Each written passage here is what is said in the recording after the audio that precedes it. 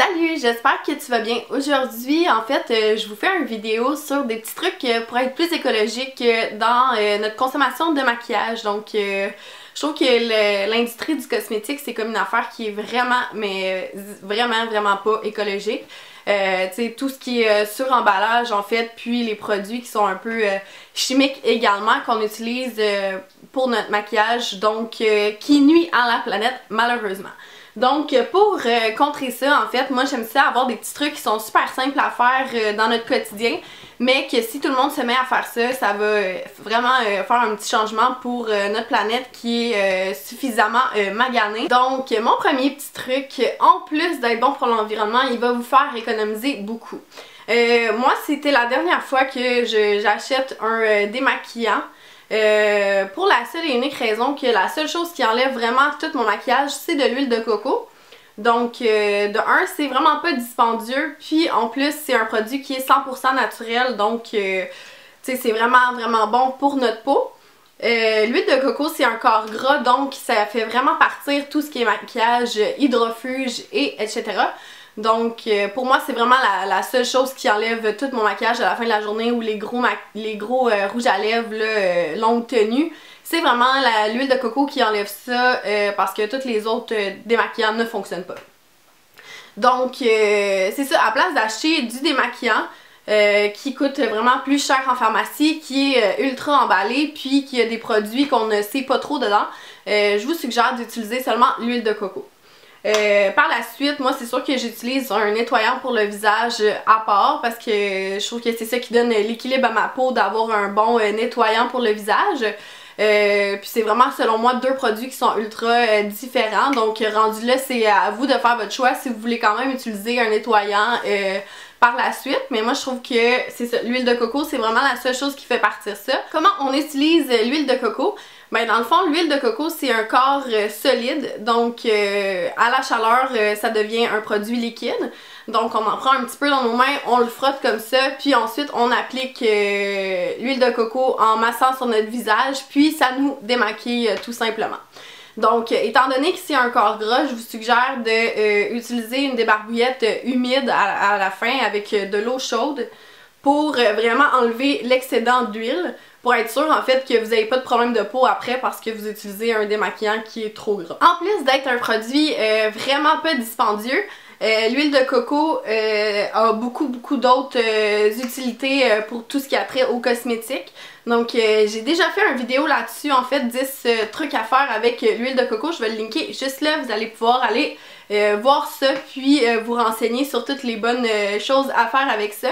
Mais vraiment moi c'était la dernière fois que j'ai acheté un démaquillant, je vais vraiment me tourner uniquement vers l'huile de coco maintenant. Mon deuxième truc est vraiment un des plus simples à faire, c'est au lieu d'acheter les petits tampons démaquillants, là, je vais vous mettre une photo juste ici, c'est d'utiliser la serviette en microfibre juste comme ça. Moi c'est le Makeup Eraser de chez Sephora.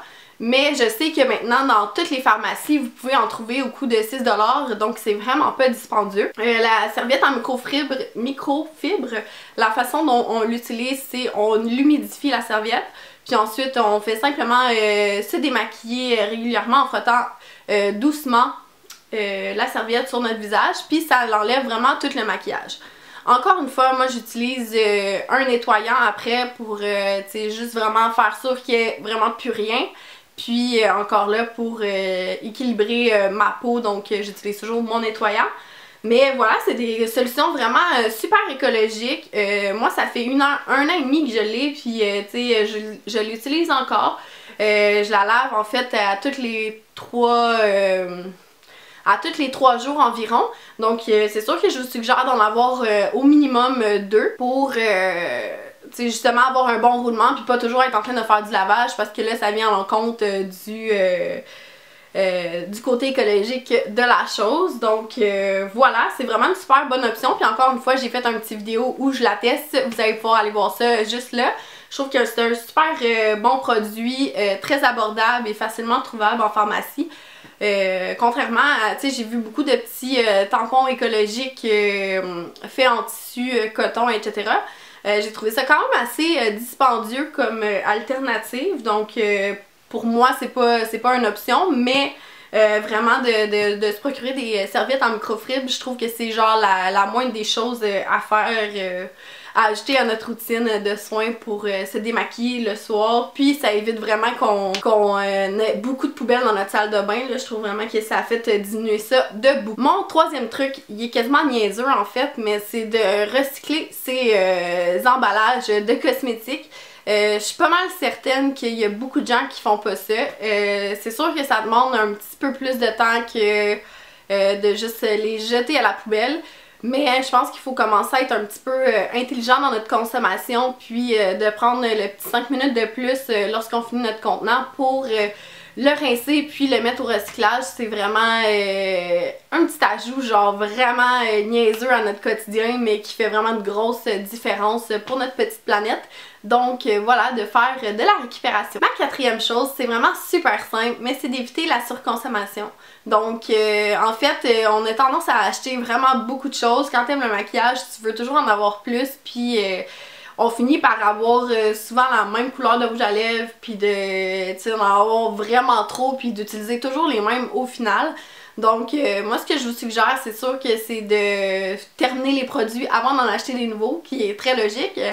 Mais si jamais vous aimez vraiment beaucoup tester les choses, si jamais il y a des produits que vous aimez pas, n'hésitez pas à faire des petites boîtes pour vos amis, à distribuer aux autres au lieu de comme les jeter à la poubelle ou les laisser pourrir dans vos tiroirs. Donc faire le ménage vraiment souvent pour éviter que les produits passent date puis qu'ils soient pas utilisés. Donc soit les donner à vos amis, votre famille. Je sais aussi qu'il y a des organismes en fait qui reprennent les produits de beauté.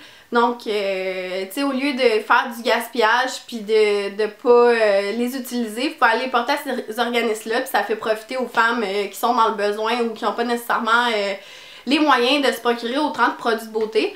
Donc, je vais vous mettre les liens en barre d'informations de ces endroits-là.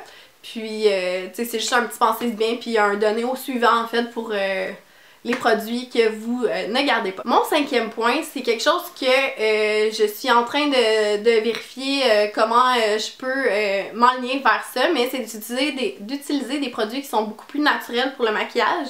Donc je sais qu'il y a la Maison Jacinthe, il y a Lush Cosmétique, il y a beaucoup de compagnies qui commencent à faire ça, des produits qui sont 100% naturels puis bons pour l'environnement.